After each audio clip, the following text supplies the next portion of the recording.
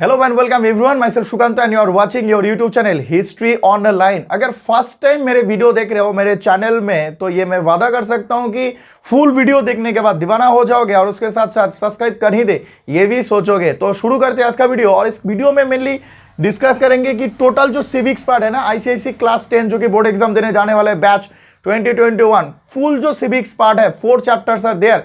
Total का एक बार revision कर लेंगे और उसके साथ साथ ये भी डिस्कस करेंगे इंपॉर्टेंट टॉपिक्स क्या, इंपॉर्टेंट क्वेश्चंस क्या आ सकते हैं और पार्ट 1। और मैं ये भी बोल सकता हूं अगर इस वीडियो फुल देखोगे तो ये जो भी क्वेश्चन इसमें डिस्कस करेंगे इसके बाहर कोई भी एक क्वेश्चन बोर्ड एग्जामिनेशन में नहीं आएगा 100%।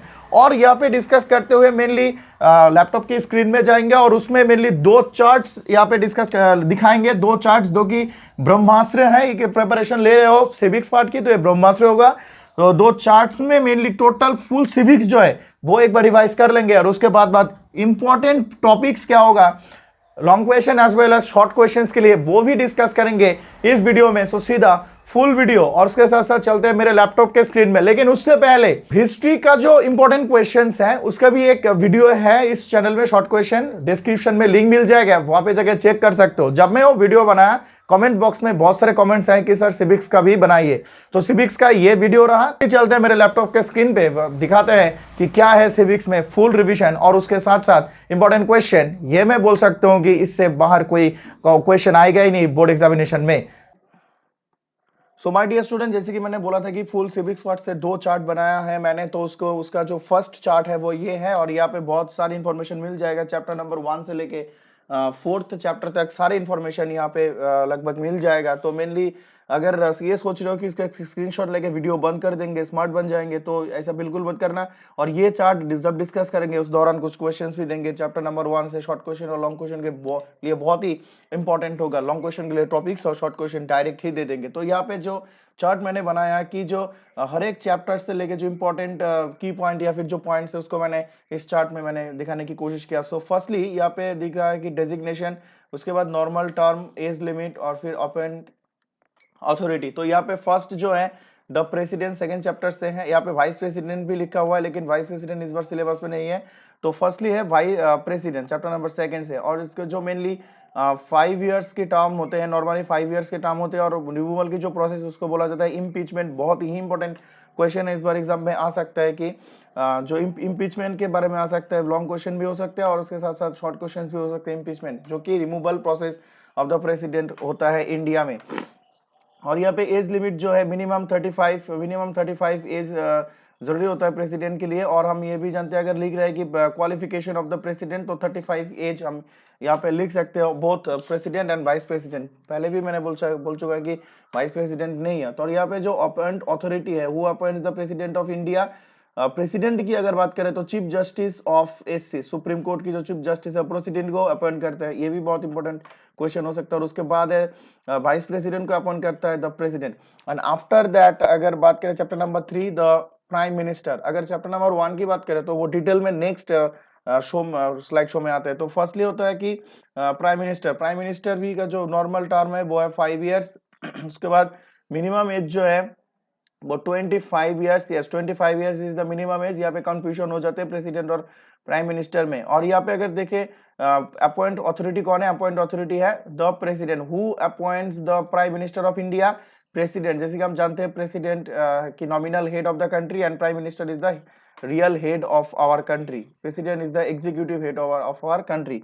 तो यहाँ पे नेक्स्ट अगर आते हैं कि MP of Lok Sabha. MP of Lok Sabha की जो नॉर्मल टर्म होते हैं वो 5 इयर्स होते हैं, क्योंकि प्राइम मिनिस्टर जो है एमपी या फिर लोकसभा राज्यसभा की मेंबर में से कोई होते हैं। और उसके बाद मिनिमम एज अगर एमपी की बारे में बात करें तो लोकसभा तो भी 25 इयर्स होते हैं। एक क्वेश्चन हो सकता है कि qualification of the members of Lok Sabha, तो उसमें लिख सकोगे कि मिनिमम एज इज 25। और उसके साथ साथ इंडियन सिटीजन तो हर एक जो पोस्ट डेजिग्नेशन है उसमें आएगा। और उसके बाद जो है जो अपॉइंट अथॉरिटी है the president, okay, the president elected appointed by the president and elected by the people directly in the Lok Sabha vote directly. और उसके बाद अगर बात करें एमपी ऑफ राज्यसभा की जो नॉर्मल टर्म होता है वो है 6 इयर्स। ये बहुत कंफ्यूजन में पड़ जाता है स्टूडेंट्स कि लोकसभा राज्यसभा की जो टर्म है, तो इसमें कंफ्यूजन हो जाते हैं। तो मेनली यहाँ पे लोकसभा की जो है वो 5 इयर्स है एंड राज्यसभा की जो है वो 6 ईयर्स है, ये बहुत अच्छी तरह से ध्यान में रखना है। उसके बाद जो है मिनिमम एज होगा 30 ईयर्स। यहाँ पर भी कन्फ्यूजन होते हैं, मैंने कॉपी चेक कर रहा था तो मैंने देखा बहुत सारे स्टूडेंट जो है वो लिखा है राज्यसभा और लोकसभा की जो मिनिमम एज या फिर जो टर्म है इसमें कंफ्यूज हो जाते हैं। और यहाँ पे राज्यसभा की जो मेंबर्स है वो भी appointed by the president, okay, and by the MLAs of state. MLAs जो होते हैं हर एक स्टेट की, वो इसको इलेक्ट करते हैं and appointed by the president. अच्छा, नेक्स्ट आते हैं chief justice of India. Chief justice of India ये सुप्रीम कोर्ट के बारे में बात कर रहे हैं। सुप्रीम कोर्ट जो कि चैप्टर नंबर 4 में आता है, वो टिल 65 ईयर्स तक काम कर सकते हैं या फिर जज हो सकते हैं। उसके बाद यहाँ पे जो एज मिनिमम एज कुछ है नहीं। और उसके बाद द प्रेसिडेंट है अपॉइंट अथॉरिटी। कौन अपॉइंट करते हैं चीफ जस्टिस ऑफ इंडिया को? The president. द प्रेसिडेंट की जो एग्जीक्यूटिव पावर है उसमें से आता है चीफ जस्टिस को अपॉइंट करते हैं, ठीक है। उसके बाद chief justice of high courts. तो हाई कोर्ट्स की पार्ट इस बार एग्जाम में नहीं है, 2021 की बैच के बारे में बात कर रहे हैं। तो chief justice of high courts ये स्टडी नहीं करना है, मतलब स्टिल बोलते हैं कि 62 एज तक काम कर सकते हैं। और उसके बाद अपॉइंट करते हैं प्रेसिडेंट ही। और उसके बाद लास्टली आता है स्पीकर एंड डेप्यूटी स्पीकर। ये भी बहुत इंपॉर्टेंट है। स्पीकर को मेनली 5 ईयर्स के टर्म होते हैं, मिनिमम एज 25 ही है। और उसके बाद जो है प्रेसिडेंट अपॉइंट करते हैं by the members of the Lok Sabha. ये भी बहुत इंपॉर्टेंट है, प्रेसिडेंट की election. Who elects the president, sorry यहाँ पर who elects the speaker of Lok Sabha? and the speaker of Lok Sabha is elected by its own member, okay, by the president. So mainly ये था mainly first chart जो कि cover करने की कोशिश की है। और यहाँ पे बच्चे कंफ्यूज हो जाते हैं कि लोकसभा राज्यसभा की टर्म या फिर मिनिमम एज, ये सारे जो बातें हैं इसमें। तो यहाँ पे चैप्टर नंबर 1 से किया क्या सिविक्स में क्वेश्चन आ सकते हैं पार्ट 1 में, एक बार बोल लेते हैं। जैसे कि name the 3 constituency of Indian parliament, the president, Lok Sabha and Rajya Sabha, हम सभी ये जानते हैं। उसके बाद है name the 2 houses of Indian parliament, ये भी सभी जानते हैं कि Lok Sabha and Rajya Sabha 2 houses. Next question ये भी हो सकते हैं कि what is the maximum strength of Lok Sabha? 552 detail में आते हैं नेक्स्ट शो में। उसके बाद है हु एम्पावर्ड टू समन और dissolve the Lok Sabha? The president of India. तो मेनली वीडियो कंटिन्यू देखते रहो, ऐसे बहुत सारी इंफॉर्मेशन आता रहेगा। कॉपी और पेन लेके रेडी हो जाओ, लिख के रखो। तो मुझे लगता है कि अगर इस वीडियो को पूरा देखोगे और सारे इंफॉर्मेशन जो भी हम दे रहे हैं इसको कॉपी में लिख के सजा के बैठ जाओगे, अच्छी तरह से स्टडी करोगे, तो सिविक्स पार्ट में बहुत अच्छा स्कोर कर पाओगे।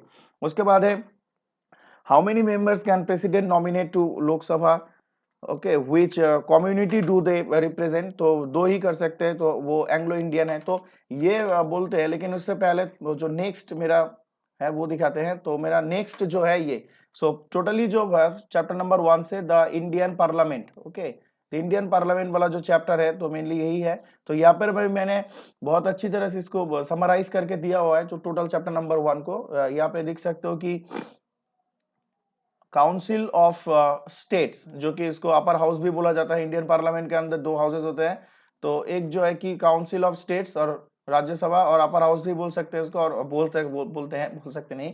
और उसके बाद हाउस ऑफ पीपल जो कि है लोकसभा।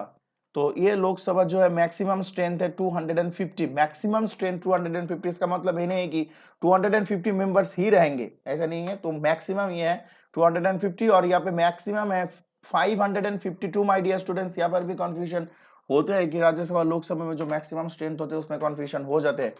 अभी ये जो हिसाब है इसको बहुत अच्छी तरह से चेक कर रहे हैं। ये जो मैक्सिमम 250 हो रहा है ना, तो यहाँ पे 238 from states and union territories, India के अंदर स्टेट्स भी और यूनियन टेरिटोरीज भी, तो उसको मिला के 238। उसके बाद है 12 nominated member, 12 are nominated from various part और 48 section of the society। Sportsman हो सकते हैं, कोई लिटरेचर से हो सकता है, साइंटिस्ट हो सकते हैं। तो ये जो 12 मेंबर होगा वो नॉमिनेटेड होगा बाय द प्रेसिडेंट। यहाँ पे मैंने प्रेसिडेंट लिखना भूल गया, तो यहाँ पे लिख देना कि बाय द प्रेसिडेंट नॉमिनेटेड। तो राज्यसभा में 12 एंड लोकसभा में 2 आर नॉमिनेटेड, ओके, यहाँ पे 2 लिखा हुआ है, तो 2 आर नॉमिनेटेड। तो उसके बाद आके रहते हैं प्रेजेंट जो है, present 225 plus 8 and plus 12। 225 means from states, 8 means from union territories, and 12 are nominated। total in total it is 245। ये जो प्रेजेंट स्ट्रेंथ है राज्यसभा की यही है। उसके बाद है प्रिसाइडिंग ऑफिसर की अगर बात करें राज्यसभा की, द वाइस प्रेसिडेंट। कोई भी इंडिया के अगर वाइस प्रेसिडेंट है तो ऑटोमेटिकली वो चेयरमैन बन जाएंगे राज्यसभा की, chairman of Rajya Sabha, vice president and deputy chairman. अभी ये डेप्यूटी चेयरमैन कौन है? डेप्यूटी चेयरमैन जो है अपना ओन मेंबर से ये इलेक्ट होते हैं, अपना ओन मेंबर, और राज्यसभा की मेंबर जो है वो डेप्यूटी चेयरमैन को इलेक्ट करते हैं, लेकिन जो चेयरमैन है, प्रेसाइडिंग ऑफिसर है एक्स ऑफिसियो, वो है the vice president of India. उसके बाद है, अगर लोकसभा की ओर देखा जाए तो मैंने मैक्सिमम स्ट्रेंथ पहले ही बोला था कि 552, और 530 जो है वो स्टेट से होगा, 20 यूनियन टेरिटोरीज से होगे और 2 जो है नॉमिनेटेड, टोटल मिला के 552। लेकिन अब जो है एट प्रेजेंट 545 जो मेंबर्स अभी लोकसभा में है, 545। आज के दिन में मैं वीडियो बना रहा हूं, तो अगर आज के बारे में बात करें तो 545 लोकसभा मेंबर्स हैं, उसके मेनली 543 लास्ट लोकसभा इलेक्शन में 543 जो सीट्स है उसमें इलेक्शन हुआ था, 543 में इलेक्शन हुआ था, जहां पे भारतीय जनता पार्टी और बीजेपी मेजोरिटी में आया था और सरकार बनाया था अंडर नरेंद्र मोदी। और यहाँ पे लोकसभा में जो है 2 नॉमिनेटेड मेंबर्स, अगर बात करें टोटल इंडियन पार्लियामेंट में 14 मेंबर्स जो है वो नॉमिनेट कर सकते हैं प्रेसिडेंट, टोटल 14, लेकिन उसमें जो 12 राज्यसभा में एंड 2 लोकसभा में। बात करें प्रिसाइडिंग ऑफिसर की, प्रिसाइडिंग ऑफिसर है the speaker elected by the members of the Lok Sabha. First जो सेशन होते हैं, जितने भी सारे मेंबर प्रेजेंट है वो मिलके नॉमिनेटेड या फिर इलेक्टेड, वो मिलके अपना जो स्पीकर है वो इलेक्ट करते हैं, लेकिन मैं appointed by the president only. उसके बाद नेक्स्ट जो की पॉइंट्स है ना, जहां से एक क्वेश्चन माय डियर स्टूडेंट आएगा ही, वो है what is mean by session, quorum क्या है, या फिर question hour, motions, zero hour. Motions में भी डिवीजन है कि एडजर्नमेंट मोशन, उसके बाद है नो कॉन्फिडेंस मोशन। तो ये मोशन से क्वेश्चन आ सकता है, सेशन से, कोरम से, जीरो आवर या फिर क्वेश्चन आवर, ये जो सारे हैं यहाँ से क्वेश्चन आ सकता है।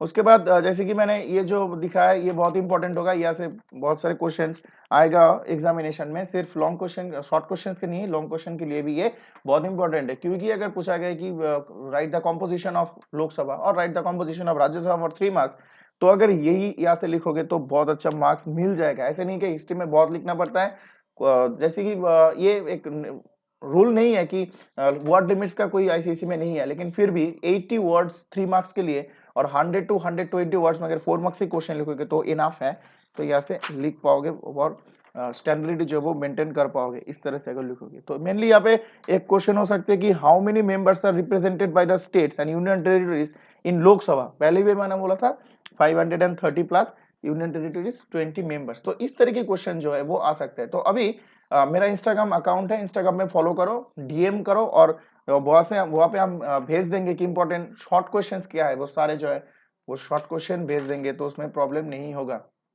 नेक्स्ट क्वेश्चन यहाँ पे है द प्रेसिडेंट की चैप्टर से। प्रेसिडेंट की चैप्टर से वैसे मैंने कोई चार्ट नहीं बनाया, क्योंकि प्रेसिडेंट से रिलेटेड जो भी इंफॉर्मेशन है वो पहले भी मैंने दे दिया था। और यहाँ पे सिर्फ जो प्रेसिडेंट की पावर्स है, executive power, okay, legislative power, financial power, judicial power, discretionary power, emergency power, ये सारे पावर जो है बहुत अच्छी तरह से स्टडी करना है फॉर लॉन्ग क्वेश्चन। अभी इसका जो टोटल एक्सप्लेन वीडियो है वो मेरे चैनल में है, डिस्क्रिप्शन में लिंक मिल जाएगा, वहां से जाके देख सकते हो। उसके साथ साथ रिविजन वीडियो भी है, इंपॉर्टेंट क्वेश्चन भी मैंने उसमें डिस्कस किया है।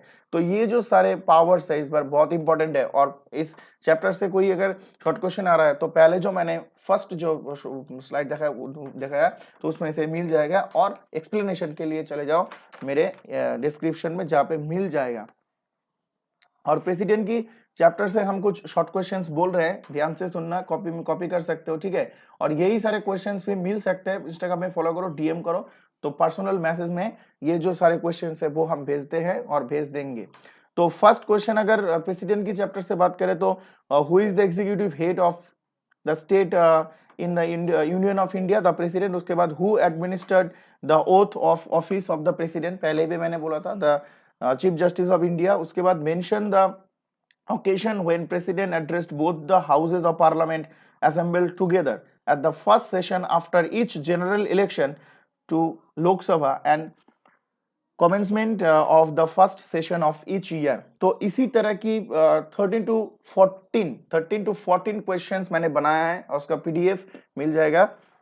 इंस्टाग्राम में फॉलो करो और वहां पे डीएम करो मुझे, तो वहां पे हम दे देंगे। या इस चैप्टर से और भी इंपॉर्टेंट क्वेश्चन है like what is an ordinance, बहुत इंपॉर्टेंट है, एग्जाम में आएगा व्हाट इज एन ऑर्डिनेंस। उसके बाद है who appoints the finance commission of India.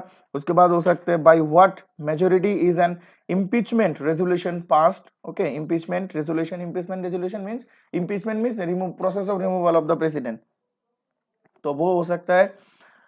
और उसके बाद जो है कि what is the composition of electoral college for the presidential election. हम जानते हैं कि प्रेसिडेंशियल इलेक्शन में इलेक्टोरल कॉलेज जो है वो वोट देते हैं, तो अभी इलेक्टोरल कॉलेज की कॉम्पोजिशन क्या है वो भी आ सकता है, जैसे कि the elected members of parliament and the members of legislative assemblies और एमएलएस ऑफ द स्टेट।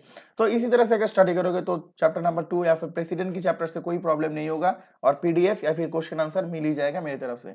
अभी नेक्स्ट आते हैं कि चैप्टर नंबर 3 से अगर बात करें तो मैंने सिर्फ ये चार्ट बनाया है, पिक्चर देने की कोशिश किया है, तो ज्यादा कुछ नहीं है। प्राइम मिनिस्टर की चैप्टर से भी इंफॉर्मेशन मैंने फर्स्ट शो में वो दे ही दिया हूँ, और इसका भी जो एक्सप्लेन वीडियो है वो भी है चैनल में, मिल जाएगा, डिस्क्रिप्शन में लिंक भी मिल जाएगा। तो यहाँ पे कंफ्यूजन होता है कि council of ministers, okay, council of ministers और कैबिनेट में क्या फर्क होता है या फिर क्या रिलेशन होता है। तो काउंसिल ऑफ मिनिस्टर्स अगर देखें तो whole thing, council of minister सारे जो मिनिस्टर्स होते हैं उसका काउंसिल। और उसके बाद काउंसिल ऑफ मिनिस्टर, और इंडिया में 3 टाइप्स ऑफ मिनिस्टर्स होते हैं। Cabinet minister most important portfolios उसके पास रहते हैं, जो डिफेंस या फिर लाइक एजुकेशन, इकोनॉमी, ये जो सारे इंपॉर्टेंट पोर्टफोलियोज है वो कैबिनेट मिनिस्टर्स के पास होते हैं। उसके बाद होते हैं ministers of state. Ministers of state, यहाँ पे स्टेट का मतलब जैसे कि हम बोलते हैं कि प्रोविंस का नहीं है, स्टेट का मतलब पूरा इंडिया, ओके। तो इसके पास इंडिपेंडेंट चार्ज रह भी सकता है, नहीं भी रह सकता है। उसके बाद डेप्यूटी मिनिस्टर, डेप्यूटी मिनिस्टर की जो मेन काम है कि जो कैबिनेट मिनिस्टर या फिर मिनिस्टर्स ऑफ स्टेट है इसको असिस्ट करना। तो मेनली 3 टाइप की मिनिस्टर्स इंडिया में होते हैं। और जैसे कि हम पहले ही जानते हैं कि prime minister is the real head of the country. क्यों रियल है? क्योंकि वो, जैसे कि इंडिया एक डेमोक्रेसी है, तो डेमोक्रेसी में डायरेक्ट इलेक्शन, पीपल उसमें पार्टिसिपेट करते हैं, तो ऑटोमेटिकली वो एक रियल पावर होते हैं, सोर्स ऑफ पावर। उसके बाद अगर इस चैप्टर से शॉर्ट क्वेश्चन के बारे में बात करें तो फर्स्ट शॉर्ट क्वेश्चन जो है कि mention the categories of ministers in the council of ministers. मैं पहले ही डिस्कस किया कि cabinet minister, minister of state and deputy minister. Exam की पॉइंट ऑफ व्यू से डिस्कस कर रहे हैं माय डियर स्टूडेंट्स, सारे कुछ इंपॉर्टेंट नहीं है कि पूरा सिलेबस इंपॉर्टेंट है, लेकिन आफ्टर फर्दर रिड्यूस सिलेबस वही हम डिस्कस कर रहे हैं, ठीक है, पूरा बुक पढ़ने की कोई जरूरत नहीं है। उसके बाद जो है who is the head of the union of ministers, okay, union council of ministers, तो prime minister is the head of the council of minister. उसके बाद है by whom is the prime minister appointed, the president of India, president of India appoints the prime minister, पहले भी मैंने discuss किया। उसके बाद है how long can a minister stay in office, normally 5 years, okay, और as long as they pleasure the president, ये mainly answer है। उसके बाद अगर डिस्कस करें who acts as an link between the president and the cabinet, the prime minister, okay, link between president and the cabinet, prime minister is the link. Then coming to next question, what does the resignation of the prime minister imply? The resignation of the whole cabinet, अगर resignation prime minister resign कर रहे हैं तो whole ministry जो है उसको resign करना पड़ेगा। उसके बाद है what is meant by the cabinet. तो इसी तरह की और इंपॉर्टेंट क्वेश्चन जो है वो मैंने लिख के रखा हुआ है, इंस्टाग्राम में फॉलो करो, डीएम करो, तो वो क्वेश्चन मिल जाएगा। एग्जाम में कोई प्रॉब्लम नहीं होगा, एक बार रिवाइज कर लोगे तो बहुत अच्छा होगा, अच्छा स्कोर कर पाओगे, तब आप 95%। नेक्स्ट चैप्टर की ओर आते हैं, नेक्स्ट चैप्टर और लास्ट चैप्टर जो है द सुप्रीम कोर्ट वाला चैप्टर। तो सुप्रीम कोर्ट का कॉम्पोजिशन क्या है वो मैंने एक वीडियो बनाया रखा हुआ है, तो वो जाके देख सकते हो। पार्ट 1 है, पार्ट 2 भी बहुत जल्दी आएगा, थोड़ा बिजी हूँ, आ जाएगा।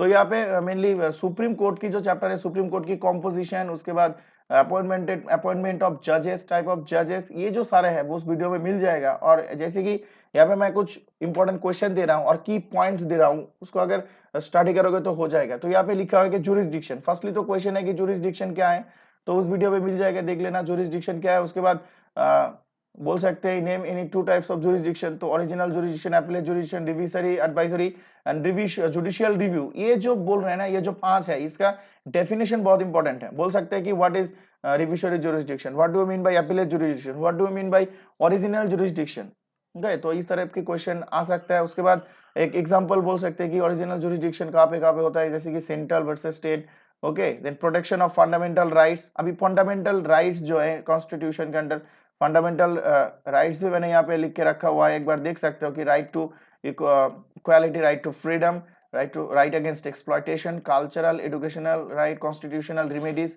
and religion. सो ये जो सारे फंडामेंटल राइट्स है इसका भी वीडियो आएगा, मैं अलग से बनाऊंगा, थोड़ा सा वेट करना पड़ेगा. और उसके बाद transfer of cases from the lower courts, अगर जरूरत होता है तो लोअर कोर्ट से भी ये केस को ट्रांसफर कर सकता है, अपने हाथ में ले सकते हैं, जजमेंट दे सकते हैं. तो वो, और उसके बाद interpretation of the constitution.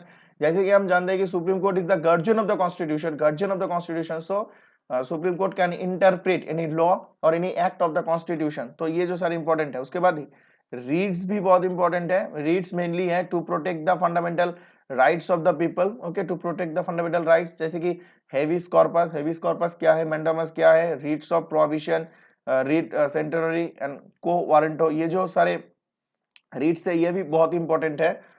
Okay, तो ये सारे जो बहुत इंपॉर्टेंट है, और इसका जो एक्सप्लेन वीडियो है वो भी बहुत जल्दी मिल जाएगा. तो मैं बोल रहा हूँ कि कौन सा इंपॉर्टेंट शॉर्ट क्वेश्चन हो सकते हैं. और उसके बाद यहाँ पे थोड़ा सा अच्छी तरह से सुन लो कि क्या क्या शॉर्ट क्वेश्चन हो सकते हैं. दो एक एग्जांपल दे देते हैं कि which is the highest judicial court of India, बोल सकते हैं सुप्रीम कोर्ट ऑफ इंडिया. और पहले भी मैंने डिस्कस किया कि जजेस की जो मैक्सिमम एजेस है या फिर कंपोजिशन है वो, तो और उसका वीडियो भी लिंक डिस्क्रिप्शन में लिंक में मिल जाएगा. Okay, so which is the highest judicial court in India, the supreme court. Who determines the strength of the supreme court, the parliament he determine करेगा कि टोटल स्ट्रेंथ कितना होगा. पहले तो 1 चीफ जस्टिस और 30 अदर जजेस हुआ करते थे. अभी 1 चीफ जस्टिस एंड 33 अदर जजेस, टोटल में लगे 34 जजेस है. वो पार्लियामेंट ही डिसाइड करते हैं. तो इसी तरह की और इंपॉर्टेंट क्वेश्चन जो शॉर्ट क्वेश्चन है वो मैंने लिखा है. जानने के लिए, पाने के लिए इंस्टाग्राम में फॉलो करो, डीएम करो, मिल जाएगा सारे जो क्वेश्चन आंसर्स.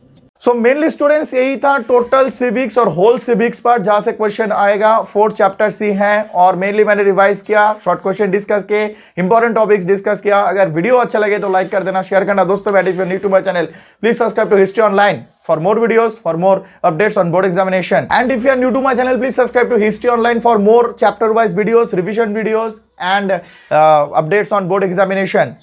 इस वीडियो में बस इतना ही. मिलते हैं नेक्स्ट वीडियो में कोई नए टॉपिक के साथ. तब तक के लिए नमस्कार. Thank you so much for watching this video. Thank you.